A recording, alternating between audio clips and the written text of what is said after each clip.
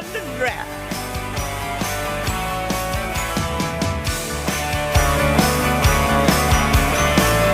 See, it's getting louder now. They've turned me on.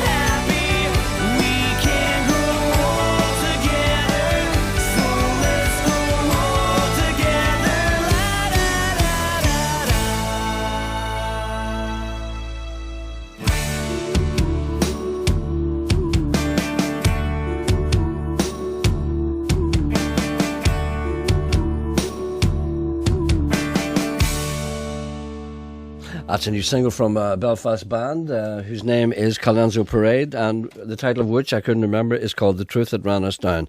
That's very good. I'm not great today, you know. You're what? I'm not great today. All of it. Do you know when you became bad? When you says, in here. No, when you says, I'm not great today. All morning, you were carrying on in the office all morning. I know, but I tired myself carrying on upstairs. And I didn't realise I'm as weak as I actually am. No. It's when I woke up this morning, I was okay, but then I carried on upstairs and exhausted myself. So now I'm ill. Now the time has come to be on the air. Yes. And now that Stephen is up with us and everything, what'll he think of us? He'll think we're little puny things. But you be very careful with me today. Do you know why? Why? I'm on penicillin. Penicillin? Indeed. I can't believe that your doctor over the phone prescribed penicillin to you, because without examining you, there's nothing wrong with you. I'm at death's door. I am on antibiotics. I'll tell you what, I've been very careful with myself this past couple of days. For instance, the night before last, I was in bed at 7 o'clock with a hot whiskey. You were not. You said you were walking. Your hot whiskey? Yeah. Yes. And then last night, after I got my antibiotics, I took a couple of them. I went to bed with a triple hot whiskey and sugar and honey. And I lay there stoned out of my head after I drank all that. You're not supposed to be taking alcohol with antibiotics. That's an old wives' tale. It is not. Yeah, the doctor will tell you that if you get tablets and they tell you, look, they tell you no alcohol. These are antibiotics. Don't be taking alcohol. That's an old wives' tale. It's not an old wives' tale. I know the reason why people think you can't take alcohol with antibiotics, and I don't think I should tell you what it is. It stems from a particular thing that was prevalent during the war. It's an old rumour that persisted. People say, you're taking antibiotics. You better not take a drink now. You better not take a drink. They don't work. Doctors They don't tell work. you that. No, they don't. The doctors, No, they don't. They No, tell they you don't. not to be taking. If you go to the chemist, they'll point it out. You don't be taking alcohol. No, they don't. Do you know why that rumour has persisted? Now, I don't know how to put this in a delicate manner, but I'll do it as delicately as I can. During the war, when there were a lot of soldiers and sailors running around going, I don't think you have to go any further. does Emma know what I mean? She nods in disgust. A lot of soldiers and sailors going around in different ports going, right? How's They your would father? be stricken by a particular ailment, right? Many of them would be stricken by a particular ailment and then go to the doctor. Gout. That's one of them. But with alcohol, taking too much alcohol, they get gout. Was that what No, you're I saying? didn't say alcohol. I said, that's not alcohol. Right, there Are we talking about the same thing? There's two things that soldiers and sailors do. They go, drink, and they go, right. And one comes before the other. Drink is first. Women, Sean. Women. That's what I'm talking about. Why did you make me say it? Is your father still working? I don't know. That's not what you're talking about. Yes. What happened was, during the war, a lot of soldiers and sailors who were called up in different ports and all, there was a lot of, right? Right. So consequently, they were struck down with a particular ailment, which is not gout, right? Don't ask me any more about this. No, okay, I don't have to. You're a man of the world. Yes, no, I don't no, you're have- not. You're a golfer of the world, which is a different thing. So they would go to the doctor, and the doctor said, hold on a minute, these are madmen. If I give them penicillin, which is the only thing that works, they'll just go right out and again, thereby making the whole situation worse. So the doctor said to them, listen, you better not drink during that there, because it won't affect you. If you drink during that there, it's no good to you. So trying to make the soldiers and sailors not drink until such time as the effects of the went, you see. So they were actually lying to the soldiers and sailors, telling them not to drink, because if they drank, they'd be going around looking for more, thereby making their even worse and spreading it out. You're not telling me the truth. This is the truth. And I know many people are going to ring up and say that their doctor told them not But what about people? There's certain people in the world who don't. Why should they be denied? Why should they be told not to? No, I'm just saying that this is persisted. This is persisted. Doctor, it's not the doctor tells you now. It's your mother tells you that. Your brother. So you're not supposed to take that there. Don't be taking a drink now. That penicillin won't work. Don't be taking a drink. That penicillin won't work. Antibiotics. Don't be taking a drink. See, it's a folk memory. You shouldn't be telling people that. It's a folk memory. Where did you get this from? I don't believe it, because I was told this by a man in the medical profession, not my own doctor, but another doctor. I caught a doctor with his guard down. Do you know when a man has his guard down in a pub? No doctor stand there. I'm gonna tell you about penicillin. Let's find that out. You see, I know people will ring up. People will ring up and say that I'm speaking rubbish, but in their heart of hearts, they can't prove me wrong, because I know I'm right. If you take penicillin, and maybe, hold on a minute, okay, there's a chance that I may be wrong.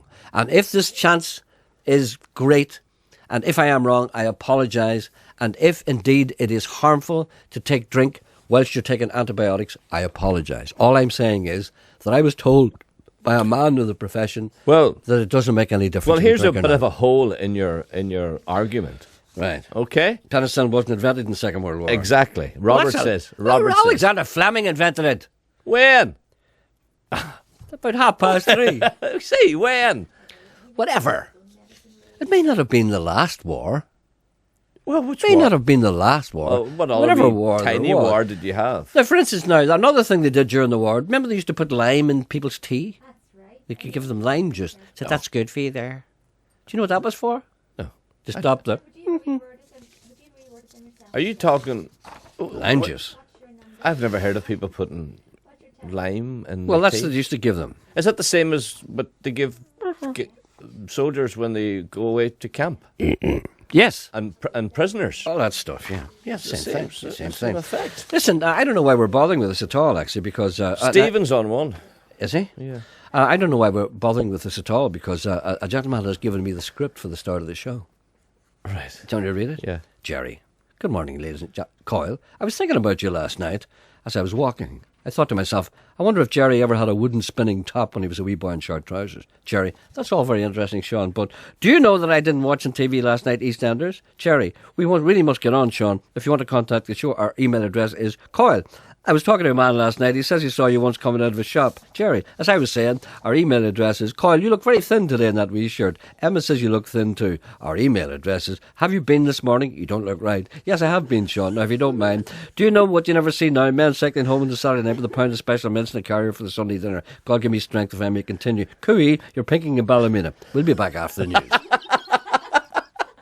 That's very clever. And very accurate. That's the first half hour. We can stretch that out for an hour and a half. Emma's enjoying that. Sit there laughing. I like it when Emma laughs. I know you do. I know. Hello, good morning. Hello, Gerry. How are you, sir? Very well, how are you? I'm fine, thanks. This is a very quick one, Gerry. Not necessarily for you, but maybe for one of your listeners. I know you don't like talking about old cars, but I need a part for an old car.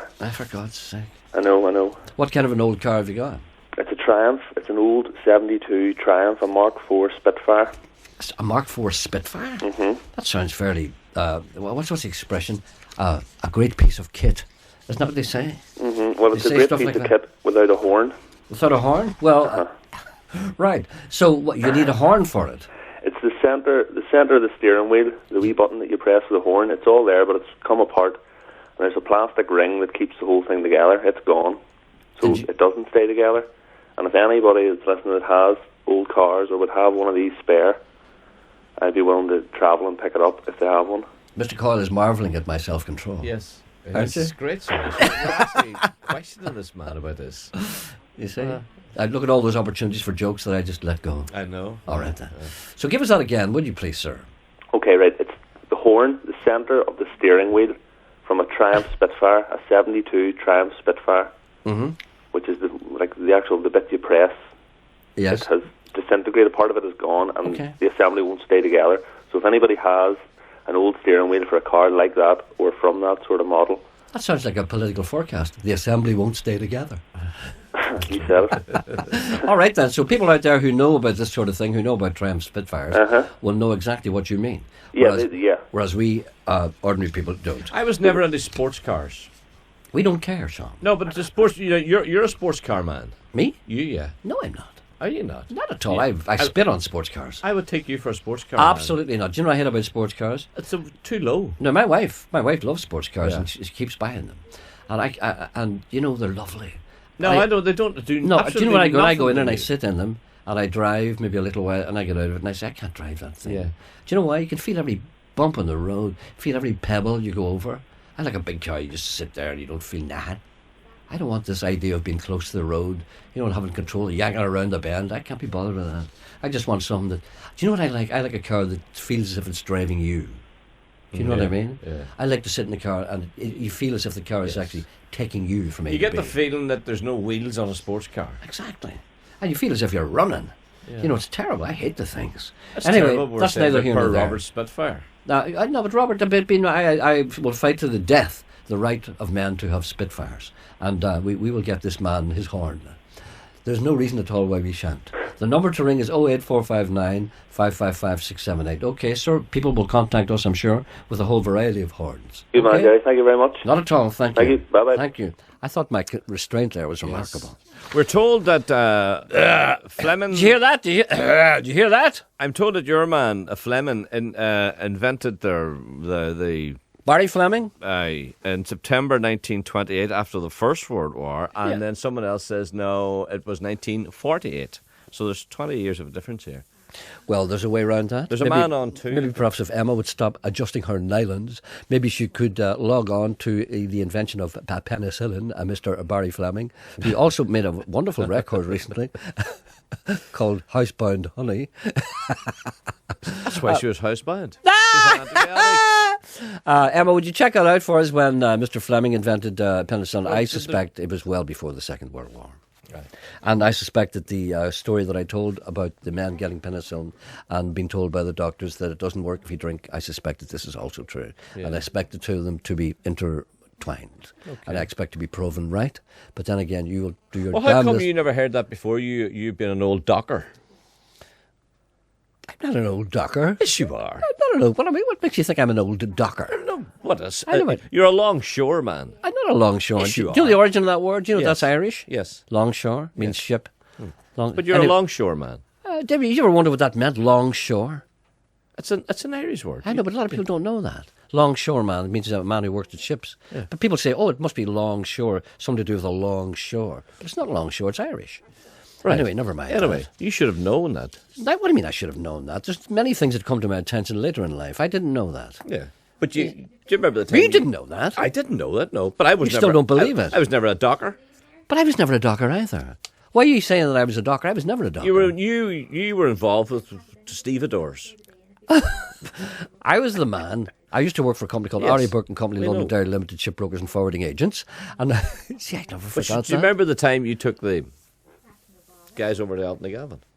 Well, you see, this is the very thing I'm talking about. Yes. This is all connected. Yes, you There was a How time. come you didn't know that then? I didn't know that then because there was no need for me to know that then. I worked as a I worked, don't think you should tell the story. I can. No, you shouldn't No, I tell. can tell it because There's it's a call it's- on too, It's by the way. germane to the story. Yes, well, Jim's on too. It's germane. Oh, right. I worked in a shipping agency, and my job was to intercept boats as they come in, and Not whatever to intercept them. intercept them is You right. sound like It's a the- pilot. Or Spitfire. I mean, Like a man, get a horn.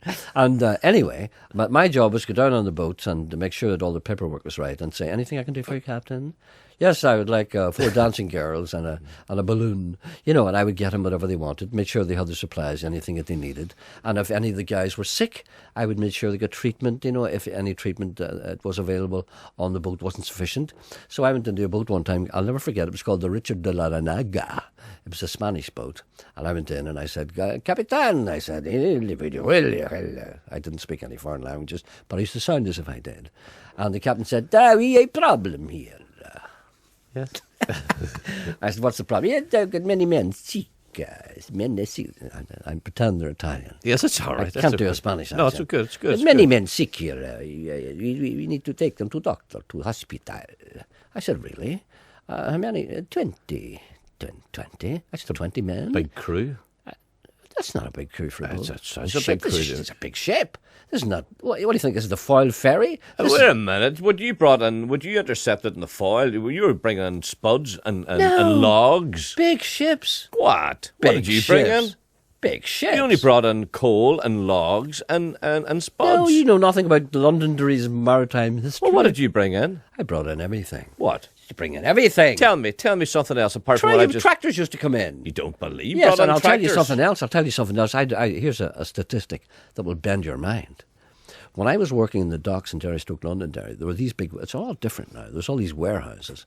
And all these ships would discharge their cargo into... There'd be bicycles, there'd be washing machines, there'd be all kinds of stuff. Yeah. Well, would go by yeah, ship. yeah, It's because it's cheaper that way. And they would arrive and all the cargo would be stored in... And sometimes they had to stay overnight. Lorries would come the next day and pick them up, that kind of thing. distribute them all around the country. I remember talking to a man down there who was in charge of one of the companies, and I said, is there a bit of pilferage down here at night? He said, are you serious? I said, does anything kind of disappear? He said, do you know how much we have to allow for cargo going missing? I said, how much? He said, 1/3. Couldn't be a third. Couldn't be as high telling as you. a third. I said, in other words, if 30 tractors come in, 10 will disappear. No, He said, yes. no. He's 1/3. 33 1/3%. That's 1/3 to me. Anyway, the man says, we had 20 people. Take But them to-" again, I don't want to leave the boat yet. That sounds... We're still on the boat. But that sounds a big crew for 20 tractors. It's not a big... No, but you're talking about big boats used to come in there. The reason why they don't come in now is because they built bridges, peace bridges. That stops the ships coming in. All right. And besides, the river's all silted up, which is why they stopped using it. That's why they... Why are we talking about Derry Okay, go Port on, here? go on. We got 20 people go to hospital. Mm-hmm. You see? And I said, 20? I said, what's wrong with them? He said, all the same ailment. I said, what's that? He said, they've all got... Do you know what that is, Emma? Emma knows what it is. So I had to get 5 taxis. 5 taxis. And me and this platoon, squadron, not one of which spoke any English at all. I can only do Italian. Yes, that's so I arrived over to Altnagavin Hospital at the casualty department with 20 men. And I went up to the girl on the counter and I said, I have 20 men here. I said, what's wrong with them? I said, they've all got... when they picked her off the ground. Anyway, that's my story, and there's more to it, but I can't tell it. Could you please play something? The treatment was horrendous. Let's put it this way. Have you ever seen an umbrella? Yes, okay, right. Could you please play something for my daughter Claire? She's just home from London for a few days. That's from Sam Stragler. If it suits, please play... I thought you said Sam Tractor. No, it's Sam Stragler. That's a name he uses, but it's not his real name. If it suits, could you please play So Wonderful by Undercover or whatever you have there? What about Jim? It's going to have to be... Jim's waiting on 2. Jim! Good morning, Jim. Where is he? He's on 2. Oh, sorry. Helps when you tell me that. Hello, Jim. Morning, Gerry. The teller Jim said hello. What can I do for you, Jim? Where do you get them stories from? I get them from my own personal experience. The penicillin thing. Sean is 100% right. You're not allowed alcohol while you're on antibiotics. Emma, have you checked out yet when Mr. Fleming invented penicillin? Not yet. What seems to be the delay? But that's not Jim's point. No, the point is I need this information before I carry on with the argument.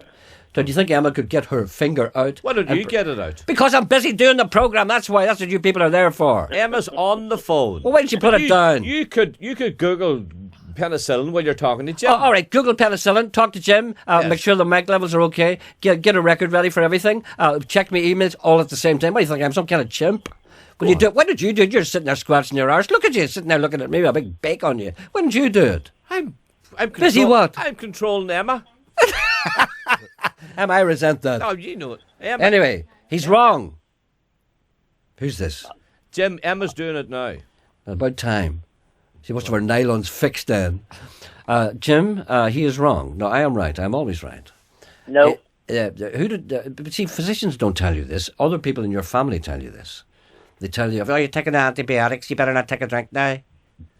The doctor never says to you, listen, don't be taking any alcohol whilst you're having No. that. There are other medicines whereby you'll say things like, do not take this, do not take alcohol with this because it'll interact and make you feel a wee bit full. That's why people are queuing up to doctor's surgery to get that kind of thing on a Monday. Anyway, but that's neither here nor there. Can I ask you, are you qualified? Are you a qualified GP? I'm a qualified antibiotic taker. Well, has the doctor ever said to you to not drink while you're taking them? Yes, of course he does. He's a quack. Yes. He's a quack. It's not because to keep me from... He's a quack. Nothing to do with that. It's because you might as well take Smarties if you're going to drink alcohol of your antibiotics. Well, I tend to think... The antibiotics have no effect. I tend to think that is untrue. But I'm prepared to be proven wrong, but not by someone like you. Gerry, you should be on Right. Ballymore. First used in 1939. That's right. Just in time for the Second World War. I thought so. You see? Oh, it's all falling into place. Yes. All the lies you thought I told. All the lies But that Jim you is told right. me. Jim, that's what Jim said there, brought it back to me. I've often heard my parents saying you might as well take Smarties if you're going to take Yeah, alcohol. your parents. Yeah, they're all and people- qualified, of course. What medical school did your parents go to? But they went to the doctor on your behalf. That's that's on a Saturday morning. See what I did there? Yeah. See what I did there? Wasn't that good? Wasn't that good what I did there? Hold on a minute, I'm trying to fix it. What's wrong with this thing? So are we going to get a doctor? What? Shall we get a doctor? We shall not. All right. We're Then. not going to get a doctor. Hold on a minute. What did you do? Jim's away. Is he? The other. All right, he's gone. He get What fed did up you with do? saying, I don't know what I did, for God's sake. I don't know what I do. I'm playing this now, and don't even know what it is. Oh, yes. It's a band I played yesterday. Very good indeed, but I can't remember their name. That's twice I've done that. That's not good.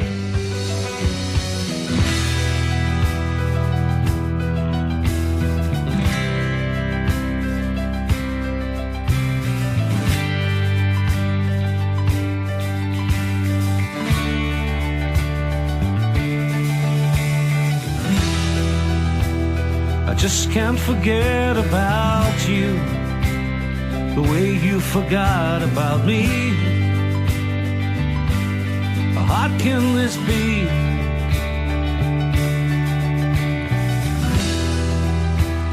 Well, I'm going out of my head. This mess that you made, I that don't clean so easy.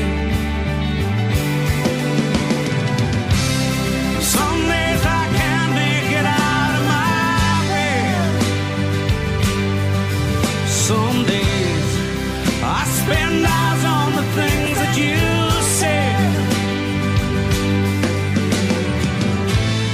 Over and over and over again. Something inside I just can't defend.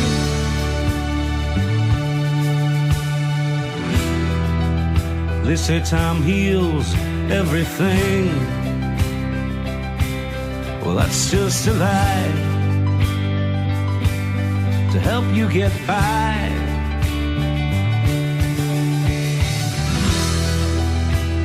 And I'm walking around in a daze, but these lights never change, and the world has stopped turning. Some days I wonder just what I have done. I spend every day of my life in a house, not a home. Over and over and over again. Something inside I just can't defend.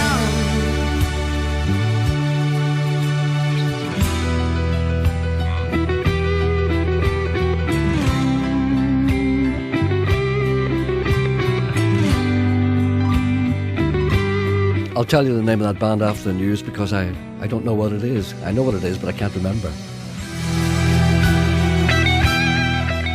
It's on the CD, you see, and I can't take it out whilst it's playing. You'll understand that.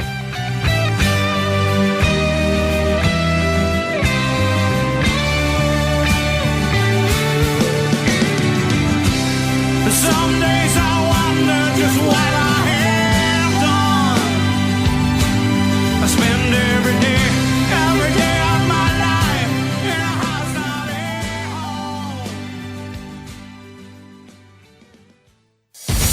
home. On 92 to 95 FM and 1341 medium wave. This is BBC Radio Ulster. BBC News at 11 o'clock with Sabrina Sweeney. David Cameron says those who sent parcel bombs to the Celtic football manager Neil Lennon and two prominent supporters of the club carried out a heinous crime. The police have said the live devices could have caused real harm. The Prime Minister says the culprits must be brought to book. This is an absolutely appalling act. And the most important thing is that the police pursue it with every piece of vigour they have, and they get to grips and find the person who's responsible for it, and they're severely punished. It is a reminder of the appalling sectarianism that still exists in some people's minds. Even as we actually deal with it quite effectively in Northern Ireland, it's still a problem, and it must be sought out and crushed. A former director of Northern Ireland Water is suing the Regional Development Minister Conor Murphy and his department over his dismissal from the utility company. Declan Gormley says he has served writs on Mr Murphy and the Department for Regional Development. He claims his attempts to resolve the issue by other methods have been rejected. Personally, for me, I'm prepared to pursue this in any way possible. I did not want to get into legal action. I did not want to issue any writs. I have made countless attempts throughout the past year to try to get this matter resolved in a way which would avoid both cost to the taxpayer in having to defend any legal action and obviously any other legal costs that would be incurred. All those overtures have been rebuffed. The Department for Regional Development said it noted the legal proceedings but would not be making any further comment. A 19-year-old man has died in a car crash in County Antrim. It happened in the Ballyeaston area of Ballyclare. A 19-year-old man has been arrested. Well, now it's time for the latest sport. Here's Paul Gilmore. Mark Allen has revealed he wanted to walk out in the early stages of his incredible World Championship 10-frames-to-9 victory over Matthew Stevens. Allen has endured a battle with depression, and the Antrim man admitted he had little expectation going into the tournament. I had no interest in snooker whatsoever, just everything was getting me down. Snooker was sort of the last thing on my mind, so coming here didn't really feel much pressure leading up to it. Gareth Mabin is a shot off the lead on 7 under at the China Open after carding an opening round 65. Michael Hoey is 1 over after 7. Aston Villa boss Gerard Houllier is in hospital having been taken ill last night, and Arsenal boss Arsene Wenger insists his side can still win the title despite drawing with Spurs. And now it's time for all the weather details. Here's Cecilia Daly. Clouds will continue to break up to reveal sunny spells and it will gradually warm up. Temperatures this afternoon will reach 20 or 21 Celsius in the west, a little cooler in the east at 18 degrees with a light onshore breeze. Most places will stay dry, but there's a small chance of a shower, especially later today. This evening clouds will melt away to leave a clear and slightly cooler night. BBC News. BBC Radio Ulster. Travel news. In Mahara, 5 Mile Straight Road is closed between Lisnamuck Road and Moninini Road while work is being carried out by Northern Ireland Water. Delays can be expected. In Lisburn, Antrim Street is closed heading north from Bachelor's Walk to North Circular Road for bridge strengthening work. That's until 4 o'clock tomorrow. And at the George Best Belfast City Airport, the 9:20 flight from Newcastle has been delayed until 11:30. Aileen Moyna reporting. Travel news on BBC Radio Ulster. On Talkback with Wendy Austin today, on-street parking charges. Businesses fight back. They're at Stormont today. Are you worried that your shop will be hit? Give me a call. Never mind the gas hike. What about the cost of your oil? Energy prices going through the roof. Is it a choice between oil and food for you? Let me know. Then from Artie Garvin to Afghanistan and now guarding the Queen on Kate's big day. We'll talk to the Irish Guard in charge. And Daybreak flops. Childs is dull, Christine Blakely an airhead, so say the critics. Do you want to defend our girl or should it be put out of its misery? That's Talkback at 12. Join the debate.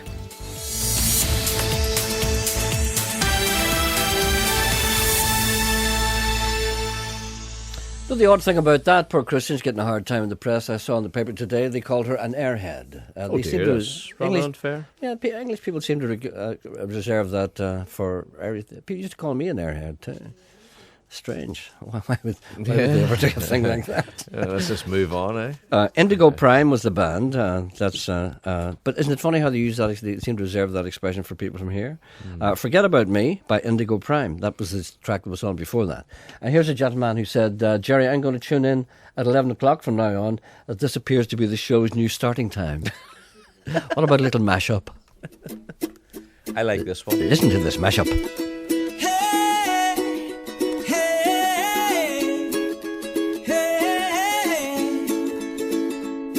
Your lipstick stains on the front lobe of my left side brains. I knew I wouldn't forget you, and so I went and let you blow my mind.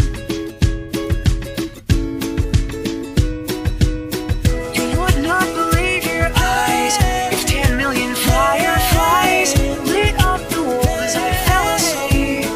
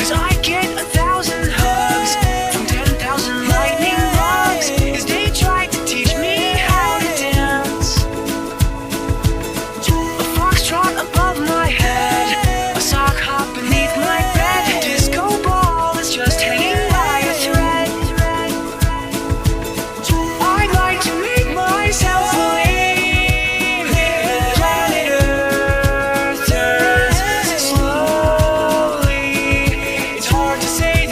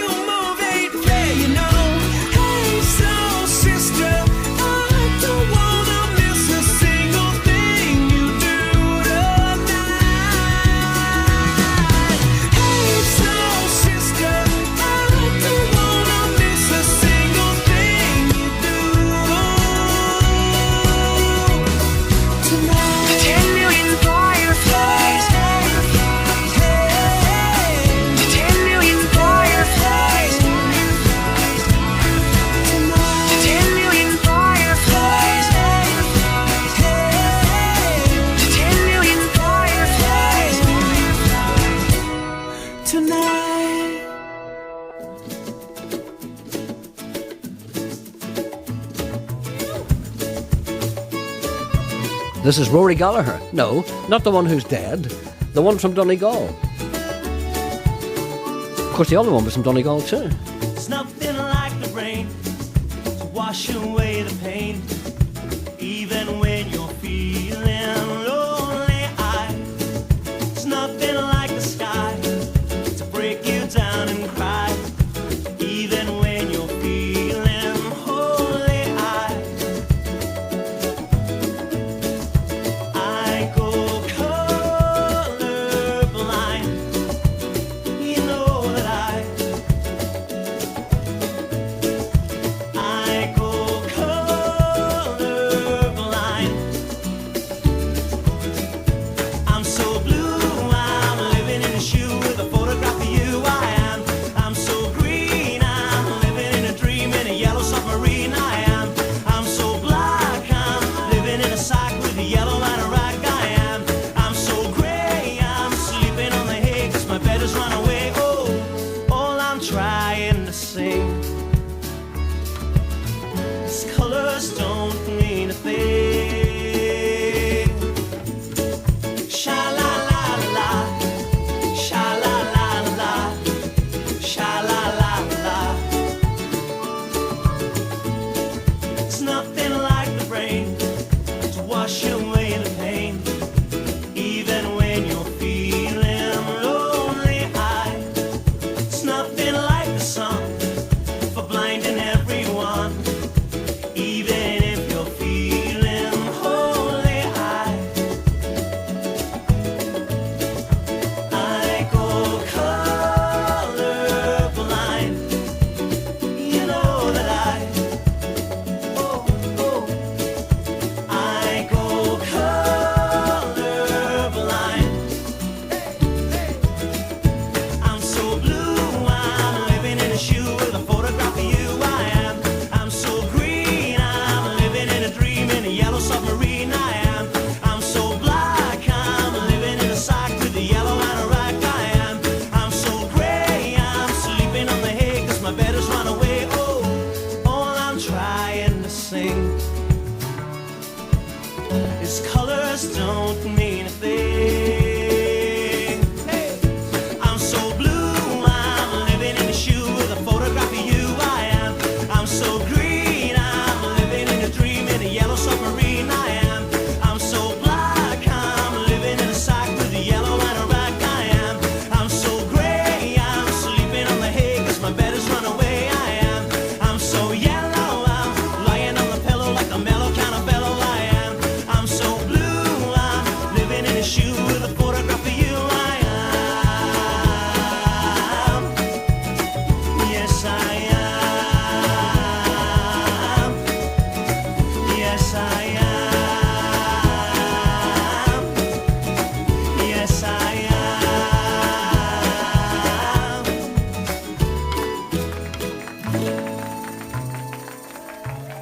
Now listen to that. That's Rory Gallagher. He used to be with a band called The Revs, and that's a song called Colours. He now lives in Lanzarote, Puerto del Carmen. Normally he went there as a kind of The change of old town? scene. Yeah, the old town. He went there as a change of scene, and normally for a musician or singer-songwriter, that's a kiss of death. Yeah. Kiss of death, because what happens is you become very cynical because you're playing in the bar every day, and every day is the same as the next, especially in the Canary Islands, where, you know, you're playing every day, all days of the year, and you turn into this kind of weird thing. You know, I nearly did that once, you know. And I thank God that it never happened. I was in this group one time, and we were asked to go and play in San Antonio, in Ibiza. Do you know where San Antonio is? No, north of the island? No, I've never been. Have you not? No. Well, it's horrible. Right. It's where everybody from Northern Ireland goes. Right. And it's horrible. And what you did was you played in this bar 7 nights a week. Yeah. Can you imagine what it was like? And I went there to check it out, and the people that were playing there, a couple of guys, I won't tell you who they were, but they were just like zombies. And they were white as a sheet. And I said to them, I said, you guys are very white. I said, you know, do you not never be out in the sun at all? I said, no, we've no time. He said, by the time you play, you start playing at 8 o'clock. By the time you finish playing, you're playing to 3 o'clock. You wouldn't be starting at 8 o'clock. And then you have to drink. You wouldn't start at 8. You see, you pick holes in everything I say. Yeah, but let's face it, you wouldn't start at 8. Yes, you started at 8. You wouldn't start at 8. You started at 8. Do you remember the other thing about you better start playing, boys? There's people outside in their cars. Yeah. Well, do you think that doesn't apply in Spain? See, if you don't hear music coming in out of a bar, you don't go in. That's correct. Well, I remember I never thought about that. One of the things that I always used to resent bitterly when I used to play in old show bands years and years ago, what you'd do would be you'd arrive maybe on a January night, and you'd arrive somewhere in the middle of Mayo, in the depths of the countryside, and there'd be a wee woman waiting with her coat on, you see, and she'd say, "Hello, boys, how are you doing? Come in now and you'll have a bite to eat." And you'd go in and you get a tomato salad. You see, after you've been in an icy van all day. And then the promoter would come in and he'd say, "Right, boys, I want you on the stage at 9 o'clock. And you'd say, "That's a little early." So, they won't come in if they don't hear the noise. They sit outside in their cars. And then if they hear noise and there's other people outside in their cars, they wait. And then if there's nobody there or there's no music, they drive away and go somewhere else. I said, "Where else would they go?" There's other places to go that you know nothing about. We want you to start at 9. So you start at 9. What about the relief band? Well, there weren't none then. This is before this. Wait, you were playing before there were relief No. bands? Once you play in certain bands, only bands of certain stature can afford relief bands. Was that right? Not just everybody. When I was playing in wee tiny bands, we were basically a relief band ourselves. Yeah. No, I understand that. I know what you're saying. Then, so in actual fact, you'd stand the there. Chessmen weren't.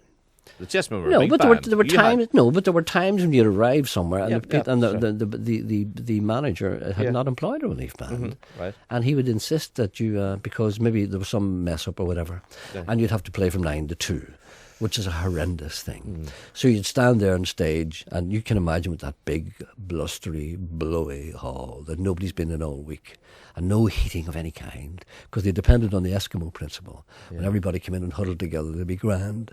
But at the start, you stand there on stage, and sometimes you keep your coat on, your overcoat, and you're playing. Do you know what it's like to play a guitar when the strings are freezing? You know that you feel the things going up your fingers, as if like red hot, and your feet are freezing, and the boys in the bed, "Come on, boys, we better make a bit of noise now, a bit of noise now."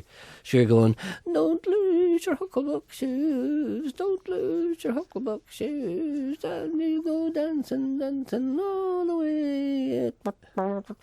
You're going away like that. There's nobody there. And you do that for maybe an hour and a half, and then you see this man coming in slowly. Hear the door open it. He come in, he'll sit down at the back. He's wearing a brown suit, blue shoes. He's sitting there. Then this girl comes in. He was about 40. She comes up and sits in front of the stage, and then you see all this. And the crowd don't come in until about 12:30. So you've been playing for 3.5 hours by the time the crowd comes in, and you're so tired and so horribly messed up. That's what I'm like today. Why did I start playing? Where was this leading to? I have no idea. And anyway, you weren't interrupted, by the way. So I know. See, that's what happens when you let me go. Hi, all. Allah. Allah be praised. Allah. Alan's on one. Allah be praised. Good morning to the pair of you. Let me hear the correct in the Quran called the brightness. Let me hear it, Allah. Sorry, how are you? I'm well indeed, Gerry. Look, the two of you were pontificating about the use of alcohol and antibiotics. I'm getting to that in a moment, yes. Yeah. Right, well, you're both right and you're both wrong. I don't like That's the sound Irish of that. for you. I don't like the sound of that. Yeah. Well, I am reading from, on my computer, NHS Choices. Yes. And it says here, it is sensible to avoid drinking alcohol when taking medication. However, it is unlikely that drinking alcohol in moderation will cause problem if you are taking most common antibiotics. Yes. However, it is necessary to avoid completely drinking alcohol when taking the antibiotics described below. And it lists two antibiotics, metronidazole and tindazole. I'm not sure if those are pronounced properly, but not being a medical man. And then it lists further down other antibiotics that may interact with alcohol and warns you against a list of 3 there. Only 3? So, there's 5 antibiotics. Yeah. Are a no-no for alcohol, and the rest of them, in moderation, is not a problem. So it's best to not touch it at all. I don't agree with that. Mr. Coyle regards that as a triumph. He regards that as a result in his party. Excuse me, I'm coughing. Hear that? Yeah, but there's certain tablets that the doctor prescribes in the city. Don't take alcohol, and that's the case. No, I don't agree with that. So they just cover everything. Just say, look, don't. You're as well. Look, what you're taking this for a course of 5 days or whatever it is. Okay, let's narrow this down. Could you not stay off the drink for 5 days? No. Give the tablets every hold on a minute. chance. Here's something. You're missing this point here. Okay. Let's narrow this down to penicillin. Okay. Yeah. www.cks.nhs.uk/patient information leaflet/antibiotics penicillins states the following. There is no interaction of alcohol with penicillins. Well, sure. Alan just gave you 5 there. No. But penicillin is only one of the antibiotics. You see, the devil is in the detail. Yeah. How dare you accuse me of being wrong? And a gentleman says to me, "Hi all," he said. We used to tap the American sailors for penicillin in various ports. They were supplied with it before they disembarked. It must work with alcohol, as I never had an umbrella. Yes. Thank you for your information, sir. You're welcome. Thank you very much indeed. Thank you. Goodbye. Geordie's on too. Geordie, what would he know? I don't know. Geordie, hello. Hello, Gerry. Geordie, how are you today? Very best. And you know what? He's an old army man. You were in the army, weren't you? I was indeed. Did they ever put anything in your tea to make you stop going? Oh, Briffin. What? Briffin. Briffin? Yeah. Briffin? What's Briffin? You take it with your tea, isn't that right, Geordie? They put it into the water. Yeah. Briffin? How do you spell that? Anybody know how to spell that? You don't know? I don't think it was Briffin. It keeps you from looking It's slime. your father. It's slime, isn't it? Yeah. It's slime. Yeah, it saves you from how's your father. Yeah. But there's no problem down there where you are because you're surrounded by new life down there, Geordie. I've got a lovely cockatiel.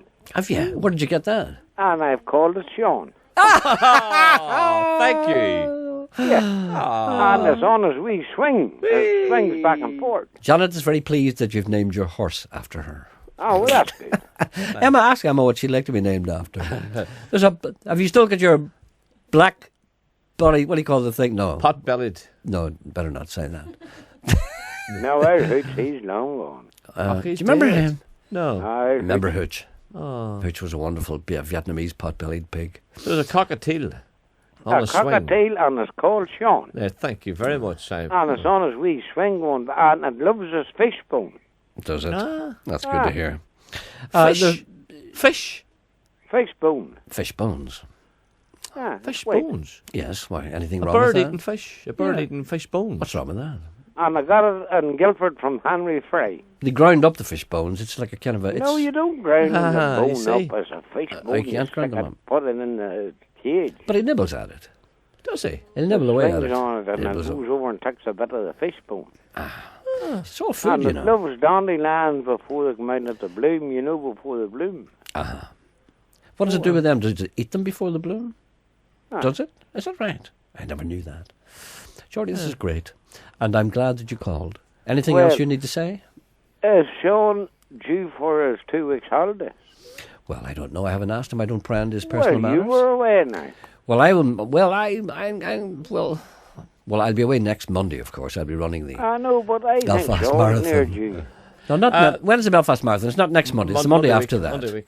And then I'll be away for a couple of days in May. Well, Sean is near due for I 2 think weeks. so, Geordie. I think so. it's time you went away, Sean. The sooner the better. There's been a call asking Geordie, can he do the cockatiel sound? But no, it goes. Oh, the whistle. What do you think it did? Spoke Arabic? No, I thought maybe it went. See? I thought maybe it went. No, that's what it is. That's the cockatoo. That's a cockatoo. Ah. Cockatiel. What's the difference between a cockatiel and a cockatoo?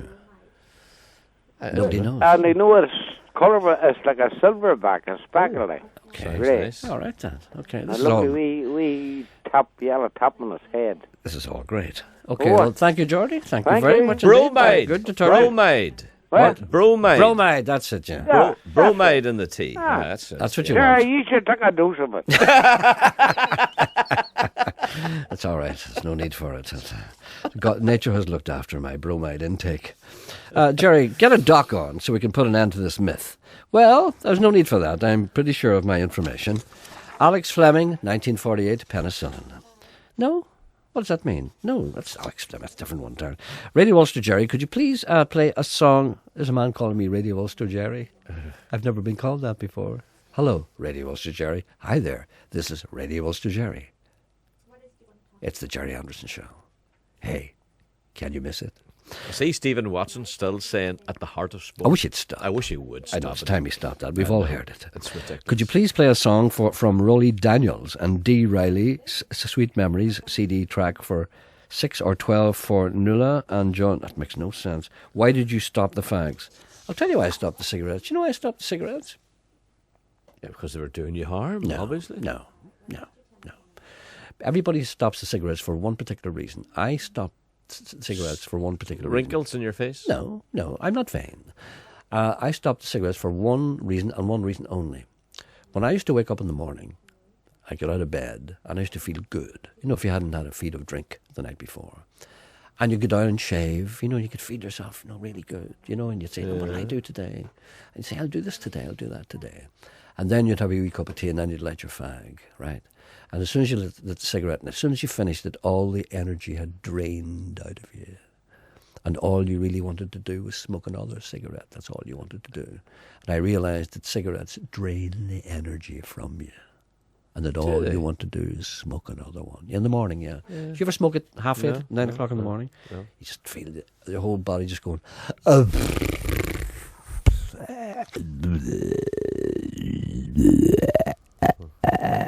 Like a big balloon. Like that, yeah. And then you say, I better have another fag. And that's you hammered for the day. Ask Dan Eggs. His father was a doctor. Did you know that? I didn't. Dr. Eggs. Hi, Gerry. Now that the WOMAD Festival... Did you ever hear such great news? The WOMAD Festival is coming to Derry/Londonderry in the year of the City of Culture, 2013. WOMAD, World of Music and Dance. I wonder where they'll stage it. They'll stage all over the place. Yeah. It's a wonderful, wonderful thing about world music. I can't wait. Yeah. It's going to be fantastic. Now that the WOMAD... I couldn't believe when I heard that. I heard it out on the radio, of course. Well, where else would you hear it? Nobody tells me anything. Oh, why should they tell you? Someone just should ring up and tell you. I'll tell you why. I'll tell you why. I'm going to say something now. I'm going to say something now. What's the most popular radio program in the country? Well, I don't want to say. It's not Nolan. I know that. That's why it's this one. It's right? your program. I know that. Right. Where are we situated? Yes. Right. In the City of Culture. Yeah. I know what you're saying. I know where you're coming from. Okay. This is the only program that's going across nationwide, coming from Derry/Londonderry. Mm-hmm. Nobody tells me nothing. That's all I'm saying. Will you be getting out your bass out for the lads and strutting your stuff? I think it's an opportunity for me to make a comeback during the WOMAD Festival. Gerry, where can I get a record player that plays 33, 45 and 78 records? Is there anywhere in Derry/Londonderry? I'd like the player made of the wooden surround. Gerry, what about a wee injection of a blast of household honey? That's Barry Fleming, of course, who, apart from inventing penicillin, has been a very successful record recording artist. And Barry Fleming will be coming into the studio quite shortly. And did you know that? I didn't. You should listen to the radio more and then you find out stuff. You see? Oh, listen, I've been asked to play one of those other mashups. And I'll tell you why I'm going to play this one. See, I heard that first on the radio. Which one? That Barry Fleming was coming into the studio. You see? I know. That's like City of Culture and me. Mm-hmm. Nobody tells me nothing. Here we are now. I'm going to play this one. This is good. Have a listen to this one. This is called Mash Up in Heaven. It starts off with Eric Clapton, Tears in Heaven. Lovely. But in the middle of it, out of nowhere, comes Bob Dylan. And it's just the most amazing thing. Because it's the last thing you expect. And Bob Dylan sounds so amazingly different from anybody else that it's almost a shock when you hear him coming in. It is a shock.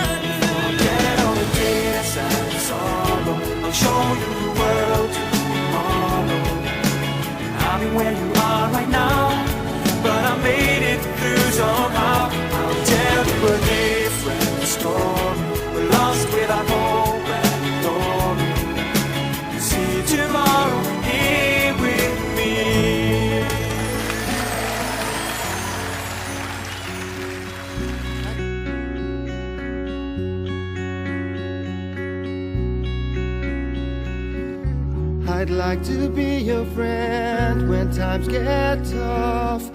I wanna kiss your mouth, just ask me to. Someone so beautiful, someone like you. I love to see your smile, it helps me through. Won't you stay in my arms tonight? Won't you stay in my arms?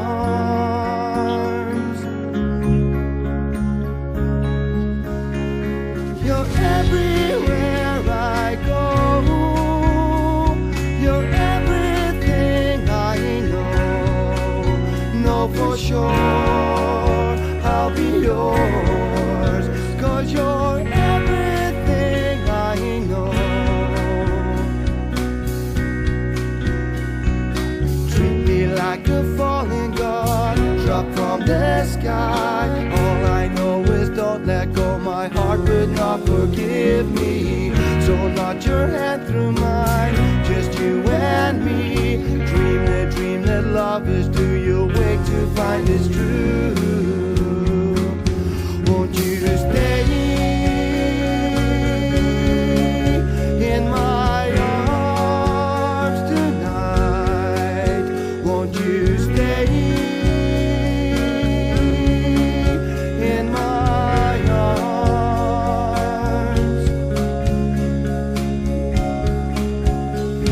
You're everywhere I go.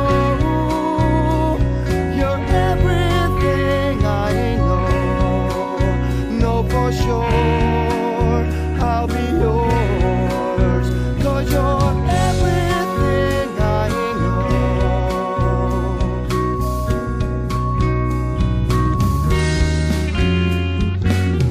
I wanna turn your light on. I wanna turn your light on. I wanna turn your light on. I wanna turn your light on. I wanna turn your light on. I wanna turn your light on. I wanna turn your light on. I wanna turn your light on. 'Cause you're everywhere I go. You're everything I know for sure. I'll be yours, 'cause you're everything I know.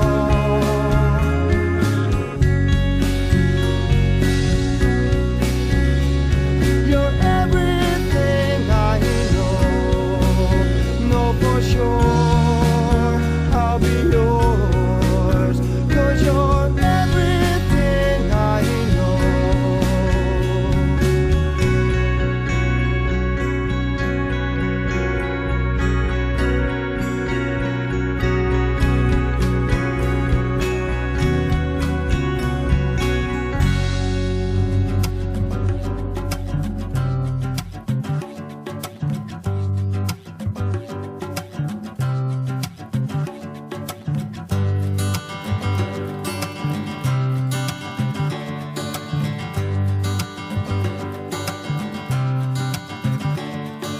She's got a whole lot of reasons. She can't think of a single one that can justify leaving her. He got none, but he thinks he got so many problems, and he got too much time to waste. His dreams are like commercials, but her dreams are picture perfect, and our dreams are so related, though they're often underestimated.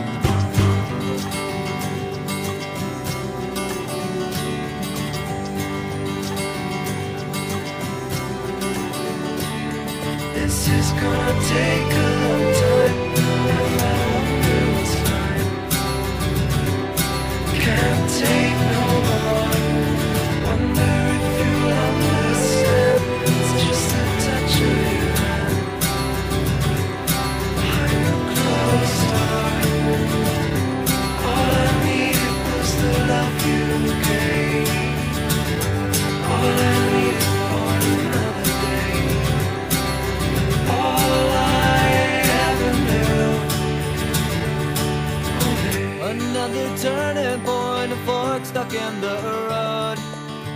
Time grabs you by the wrist, directs you where to go.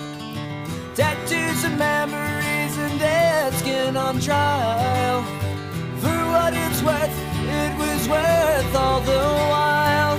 It's something unpredictable, but in the end it's right. I hope you had the time of your life. This hoes got smarter. On the strip is something they don't wanna be a part of. Rather be up in the club shaking for a dub. The triple times the money and spending it like they wanna. They got their mind on their money, money on their mind. They got their finger on the trigger, hand on the nine. See, every day they feel the struggle, but staying on their grind. And ain't nobody take it from us, and that's the bottom line. But I know there's a drop on the block that moves slow. They getting pressure from cops that don't know. I'm not to lay low, 'cause 25 to life's no joke. It's something unpredictable, but in the end it's right. I hope you had the time of your life. I feel like I've been locked up tight for a century of lonely nights, waiting for someone to release me. You're licking your lips and blowing kisses my way, but that don't mean I'm gonna give it away, baby, baby, baby.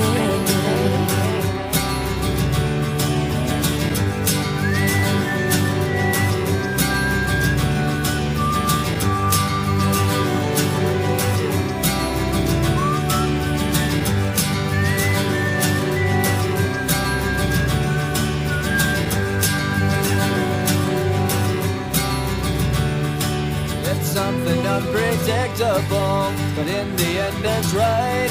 I hope you had the time of your life. Close your eyes, give me your hand, darling. Do you feel my heart beating? Do you understand? Do you feel the same? Is this burning an eternal flame?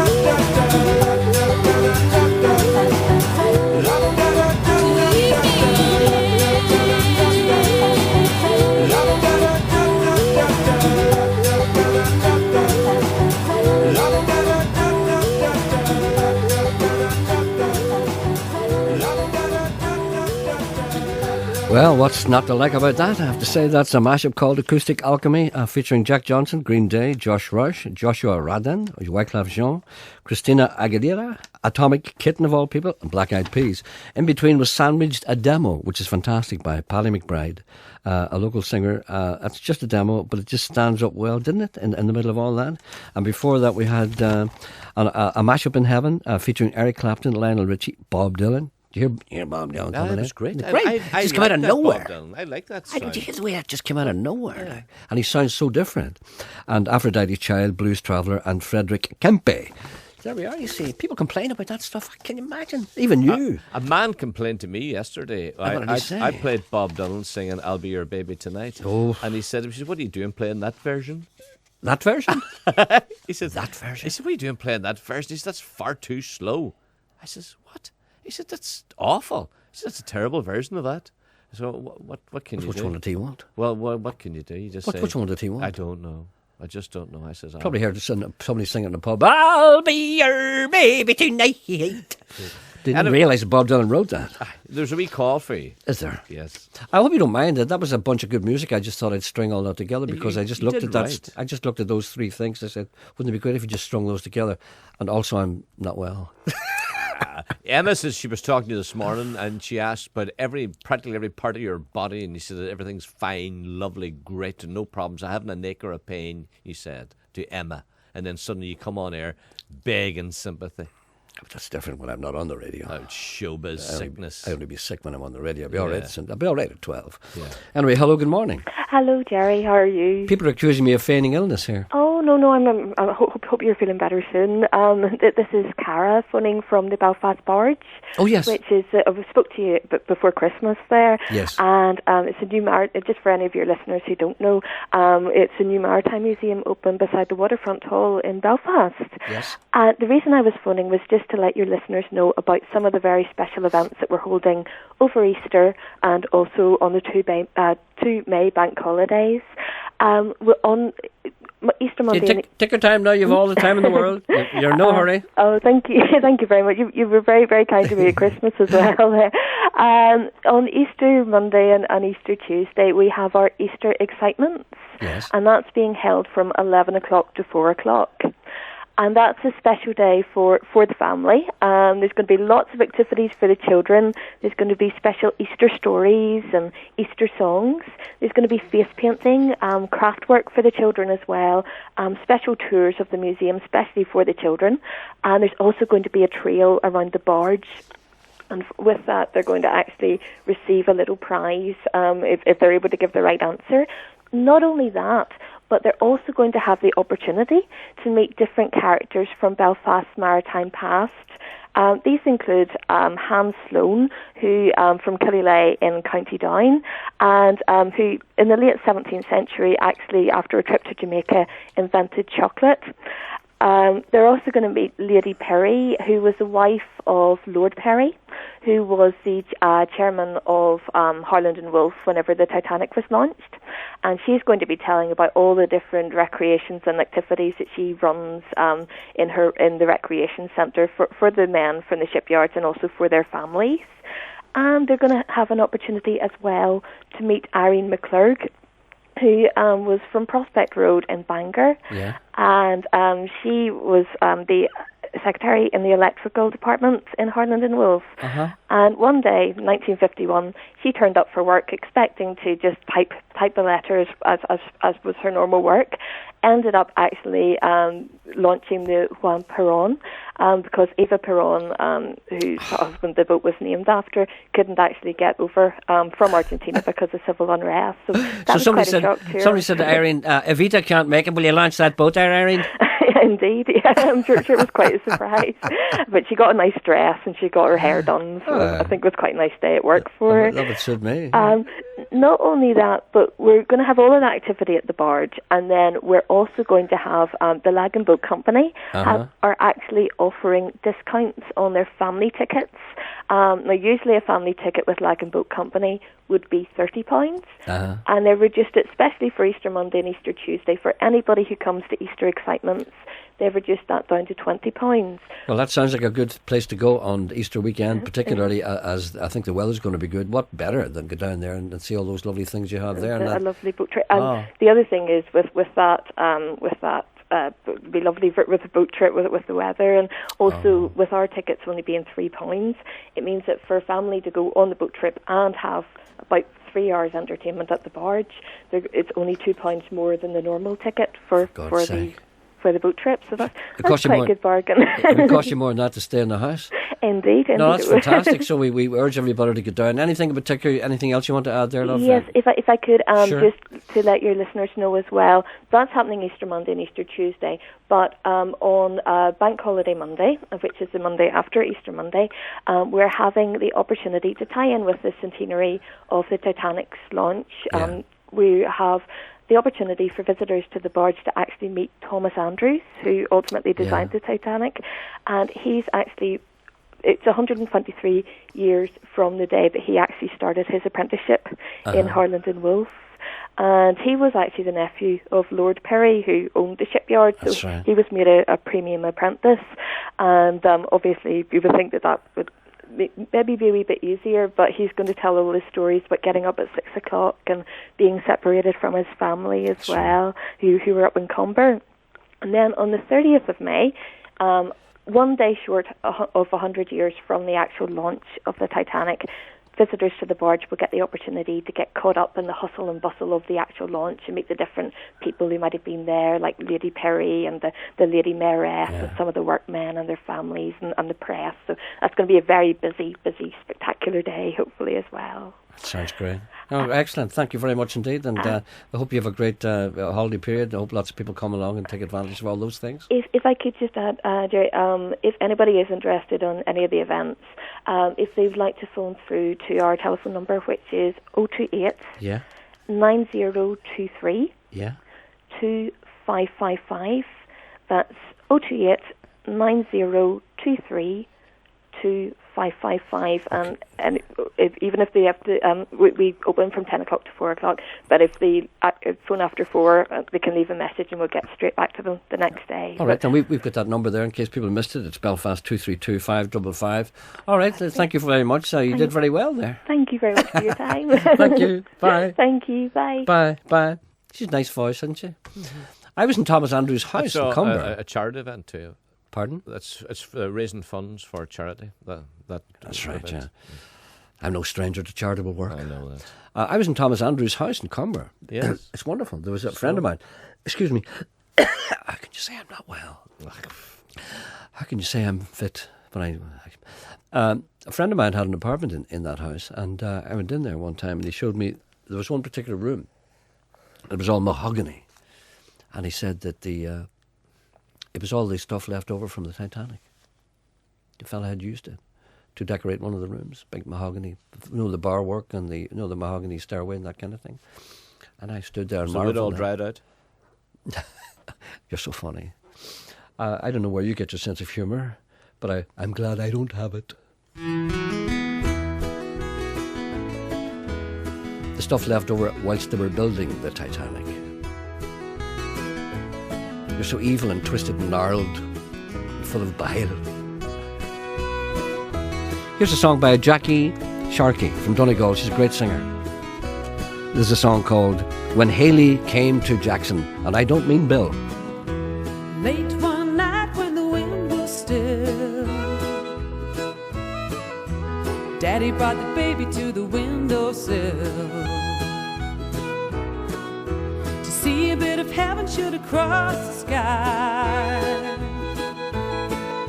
The one and only time Daddy saw it fly. It came from the east just as bright as a torch. The neighbors had a party on their porch. Daddy rocked the baby, mother said amen when Hallie came to visit in 1910.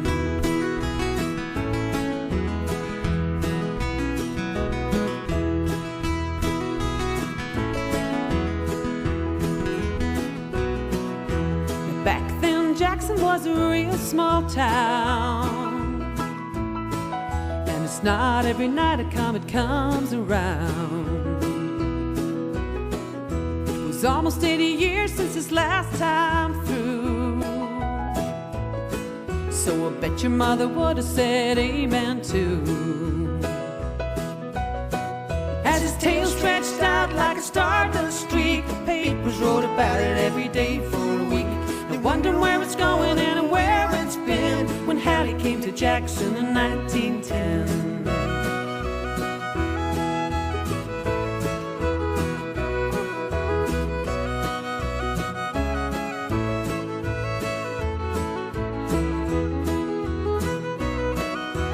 Daddy told the baby sleeping in his arms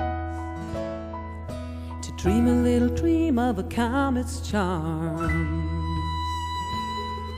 And he made a little wish as she slept so sound. In 1986 that wish came round. It came from the east just as bright as a torch. She saw it in the sky from her daddy's porch, as heavenly sent as it was back then when Hallie came to Jackson in 1910.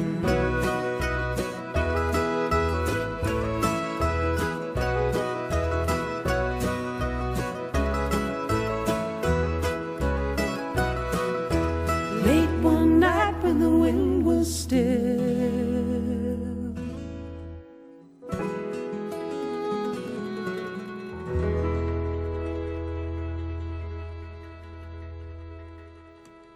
That's Jackie Sharkey. That's from her new album, which is called A New Dawn. And she's great. That's a song by Mary Chapin Carpenter. I'm going to have her in the studio soon, hopefully, if she can make it. And maybe have a little live session, that kind of thing. Here's the last word. A gentleman said, "Sir," he says, "your explanation of the effects between antibiotics and alcohol. I've never heard a more amateurish approach to such a serious problem from two professional broadcasters.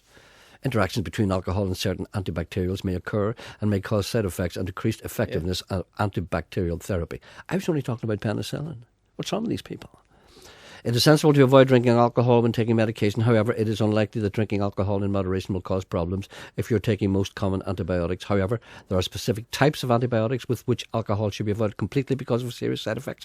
Therefore, potential risks of side effects and effectiveness depend on the type of antibacterial administered. Despite the lack of a categorical counterindication, the belief that alcohol and antibacterial should never be mixed is widespread. Antibacterials such as metron, all those ones." I want him to apologise to me because I was on his side. And he condemned me. I was saying stay away from alcohol if you're taking any sort of medicine. That was my argument. And he condemned me. He crucified me beside you. Crucified me. No, anyway, these are the type of people who attack Christine Bleakley. There's a man wants you in one. Is there? Hello, good morning. Hello, Gerry. Hello, how are you? Not so bad. Anything else? Sorry, let me introduce you. Gerry, this is Willie Crow. Willie Crow, this is Gerry Anderson. Willie Crow? Yes. Hello. There's a name from the past. Isn't it? A long time. Yeah. Willie, you've neglected us so. It was like the man went into the fish restaurant and he reckoned the fish was smelly. Yes. And he says, "Do you know what's wrong with that?" He said, "Long time no see." Ha ha ha ha. That's very good. No, I've been very busy. I'm sorry, I was waiting for the joke to happen. Right. No, where have you been? You haven't spoken this for a long time. I've just spent the last 2 years finishing off a novel. Have you? Well done. Do you want to talk about the novel? What's it about? Is it about Northern Ireland? Is it about further afield? What's it about? Oh, it was just a thriller. A filler? A thriller. A fiddler? Thriller. A thriller.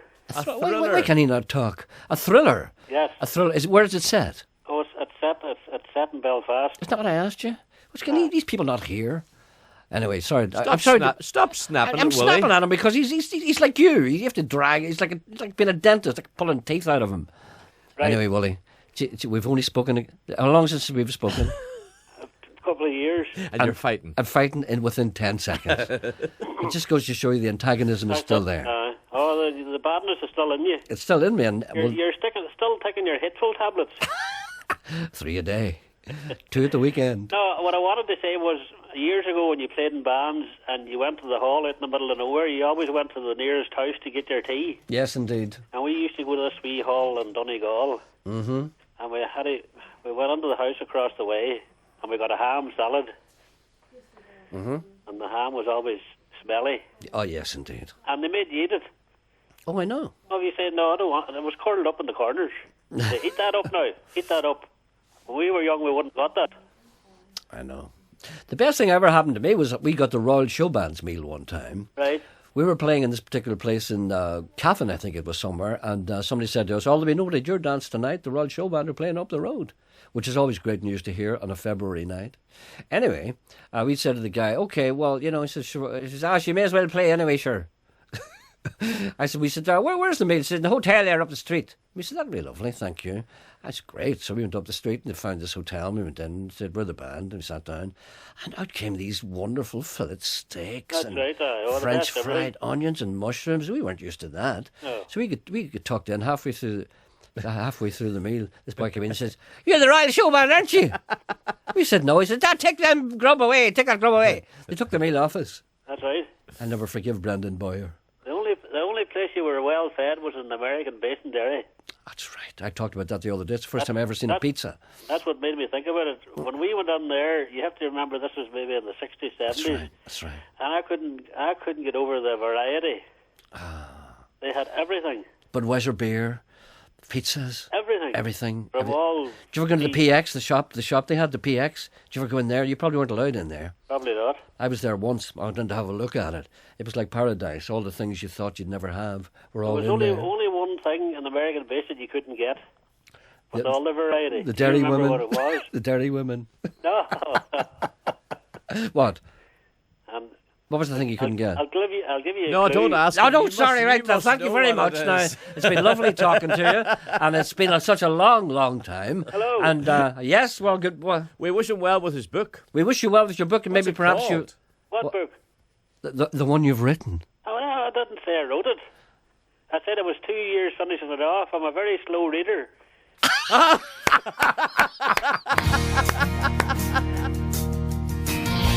He caught me.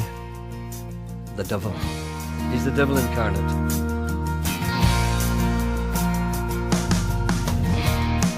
I've been looking in from the outside, watching people live their lives right here, spending too much time on the dark side. Will the light not come to stay? I'm betting it all on tomorrow, for this moment now is not the one to help lead me out of the darkest day. I've had more than enough of the sorrow, but I don't see any way ahead, so I'll be stumbling here if that's okay. With a prayer and a song, I'm on my way. Feels like I'm swimming in raging waters, with a mighty current dragging me down. Will I let myself be caught? Or will I pull myself to shore? I'm betting it all on tomorrow, for this moment now is not the one to help lead me out of the darkest day. I've had more than enough of the sorrow, but I don't see any way ahead, so I'll be stumbling here if that's okay. With a prayer and a song, I'm on my way. If I had something here to guide me, then I think I'd make it alright. I wouldn't need all the answers, just give me a compass in the dark of the night. 2, 3, yeah.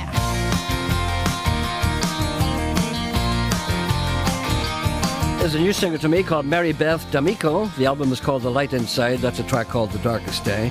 Tomorrow we'll have some very good music from a new singer, very good singer called Una Derby. That's live music on this programme tomorrow. Until then, see you about 10:30 tomorrow. Goodbye. What? Wooly Crow wants his name cleared. He said you should have known the thing you couldn't get in American base. What? Was vinegar. Vinny who? Vinegar. Vinegar? Yes, you couldn't get vinegar in the American base. Why not? I don't know. You wouldn't ask him. You I thought it didn't was want to ask him. You thought it I was assumed you something get vinegar. Get vinegar. What do you think? Vinegar's only peculiar to Northern Ireland? Yeah, they didn't use vinegar in the Get vinegar in American America. base. Well, they didn't use it in the American base, and that's what Wooly Crow wanted to talk about. What's wrong with them? Okay. You. All right, I'm sorry. Just 'cause you didn't know. I'm sorry. Wendy would have.